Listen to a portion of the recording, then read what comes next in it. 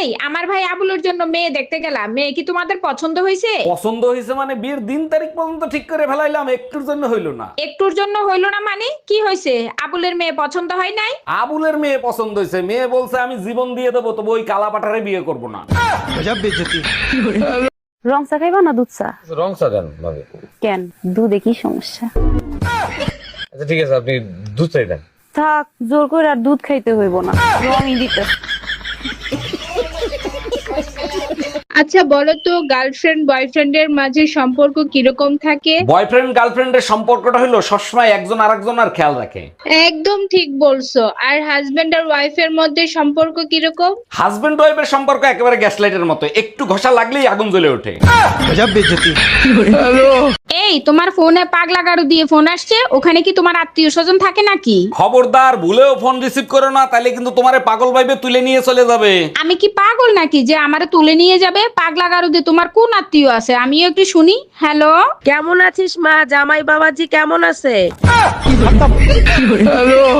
অরুণ ভাই, আপনার ঘরের কোনো কিছু নষ্ট হইলেই দেখি খুব সুন্দর করে সারেন, এগুলো কি কোথাও শিখছেন? না ভাবি, কোথাও শিখিনি, তবে যে জিনিস ধরি ঠিক করে সারি। সব জিনিসে তো দেখি আপনি ঠিক করতে পারেন, তা এমন কোন জিনিস আছে যে আপনি ঠিক করতে পারেন না? জি ভাবি, একটা জিনিসই আছে, 25 বছর ধরে চেষ্টা করতেছি, আজ পর্যন্ত ঠিক করতে পারিনি। এই তুই 25 বছর ধরে কি ঠিক করতে পারিস নাই? ঘরের বউ। এই রুম্পা, তোমার ভাই আবুলের জন্য মেয়ে দেখতে গেছিলাম, মেয়ে কি পছন্দ হয়েছে?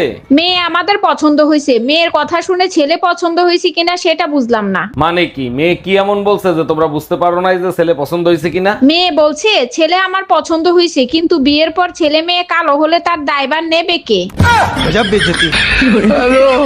এই রুম্পা ভাবি তোমারে ফোন দিছে কেন? লাউড দিয়ে রিসিভ করো তো। হ্যালো। অরুণ ভাই, বাইরে প্রচুর বৃষ্টি হচ্ছে, আমি ছাদে বৃষ্টিতে ভিজতে গেলাম। ভাবি মনে রাখবেন, বৃষ্টির পানি জানি সারা শরীরে লাগে, তাইলে আর চর্মরোগ হবে না। এই তুমি আবার বৃষ্টির ভিতর কোথায় যাচ্ছ? আমার সারা শরীর চুল করছে, একটু বৃষ্টির পানিতে ভিজে আসি। চুলকানে ঠিক করতে যাবা নাকি ভাবি সারা শরীর বৃষ্টিতে ভিজছে কিনা সেটা দেখতে যাবা? এই রুম্পা, আমি বাজারে যাচ্ছি, কি কি আনতে হবে বলো? যা ভালো খাও তাই আনবা। আর শোনো, যাওয়ার সময় রুম্পা ভাবি 2টা ব্লাউজ বানাইতে দিছিল, একটু দিয়ে আইসো তো। শুধু ব্লাউজ দিয়ে আসলেই হবে না অন্য কিছু করতে হবে? ব্লাউজ পরে ফিটিং হয়েছে কিনা দেখে আইসো, লুচ্চা বেটা।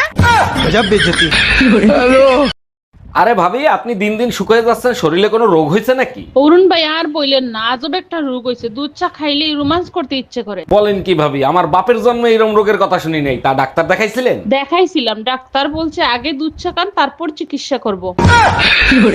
সুযোগ পাইলেই আশেপাশের ভাবিদের দেখো, তোমার লজ্জা করে না? আরে বোকা, লজ্জা করবে কেন? আমি তো ভাবিদের মাঝে তোমাকে খুঁজি। তোমারে মন মতো যদি একটু পিটাইতে পারতাম তাহলে কলিজাটা জুড়ায় যাইতো। আচ্ছা তাইলে এক কাজ করি, ভাবিদেরকে তোমার মাঝে খুঁজি। আচ্ছা তোমার লজ্জা শরম নাই? সারাদিন ঘরে বসে শ্বশুর বাড়ির অন্ন ধ্বংস করো। এসব কি উল্টো উল্টো কথা বলতেছো? লজ্জা শরম থাকলে কি আর ঘর জামাই থাকতাম? আলসা দেখছি, তোমার মতো আলসা দেখি নাই। কাজ করতে কি তোমার কষ্ট হয়? কাজ করতে যদি কষ্ট হইতো তাহলে চারটে বাচ্চা কি পয়দা দিতে পারতাম? অরুণ ভাই, আপনি এখনো ঘরে বসে আছেন, শিগগিরই পালান। কেন ভাবি, আমি কি চুরি করছি না ডাকাতি করছি? আমি পালাবো কেন? পুলিশের বরে হোয়াটসঅ্যাপে প্রপোজ করছেন, পুলিশই টের পেয়ে গেছে, এখন কি করবেন? এতে টেনশন নেই, কি আছে? পুলিশ আসলে বলবো আমার হোয়াটসঅ্যাপ হ্যাক হয়ে গেছে।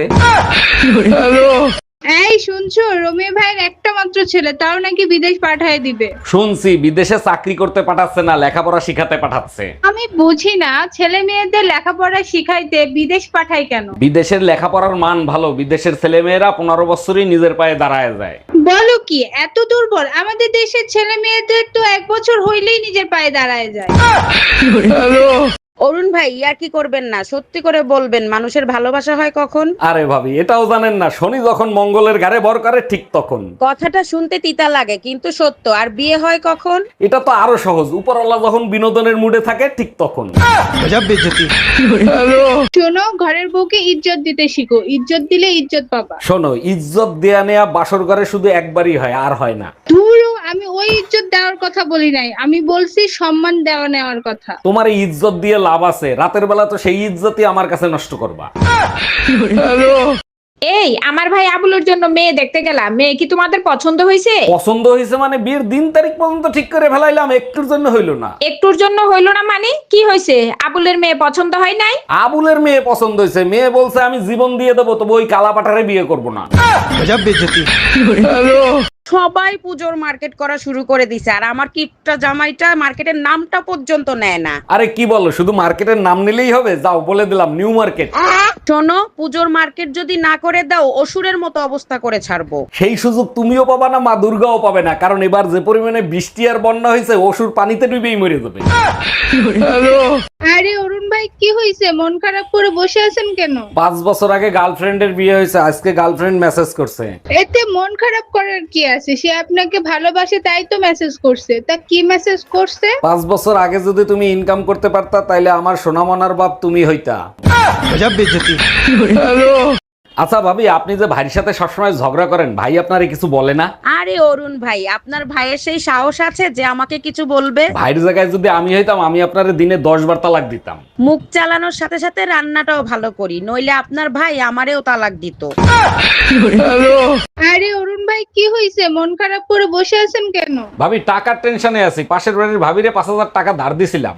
এতে টেনশনের কি আছে? ভাবির কাছ থেকে টাকা চেয়ে নিয়ে আসেন। টাকা আনতেই গেছিলাম, ভাবি বললো আজকে নাকি আমাকে হ্যান্ডসাম লাগতেছে। টেনশনে আছি, টাকাটা কি ফেরত পাবো নাকি পানিতে ডুবলো।